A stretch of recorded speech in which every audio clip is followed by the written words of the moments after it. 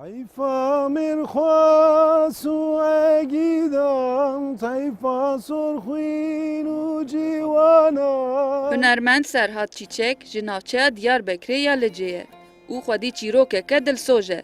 Serhat Çîçek hîn di zarokatiya xwe de bûye şahedê bûyerên dijwar û bandora wan rojan şopa xwe li ser jiyana wî hiştiye. Li gorî Çîçek di sala 1994 de leşker digirin ser gundê Tilê, bavê wî yê 40 salî, apê wî yê 18 salî û birayê wî yê 15 salî bin çav dikin û ji wê rojê bişûn ve heta niha tu agahî ji wan nehatiye girtin.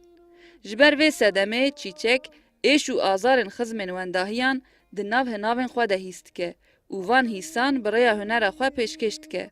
Di sala 1990 de mesela me vê êş û elemê kişand hem tanıqê bîne hem mağdurê bîne. Ji bela wî ez bêdeng nemam. Mesela me rabûn ser licê me stran derxist, ser dayîkê şemiya me derxist û xebatê me ew ê ser va pirsgirêka ew ê berdewam bike. Serhat Çîçek hem lawê dayîkeke şemiyê ye hem lawê bavekî wendahî ye.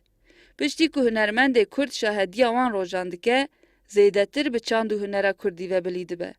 Serhat Çîçek ji zarokatiya xwe ve xwestiye di rêya dengbêjiya bavê xwe de biçe. Hunermendê Kurd 32 salî ye û heta gihîştiye vî temenî hem ji aliyê aboriyê ve hem ji aliyê derûniyê ve rojên giran derbas kirine. Lewra li gorî Çîçek hunera Kurdî jiyanî ye û wî bi jiyanê ve girê daye. Temel mesele gerek ku hunera Kurdî be. Ki çi kare bika?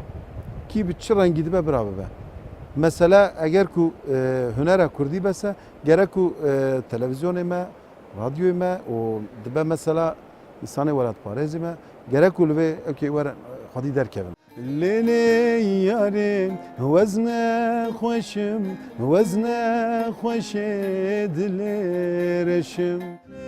Yarê hawar bike, gazî xuşkû birayê. Hunermendê Kurd heta niha 6 singl û kaseteke bi Kurdî derxistine û li Tirkiyeyê û Bakurê Kurdistanê 16 konserên mezin dane.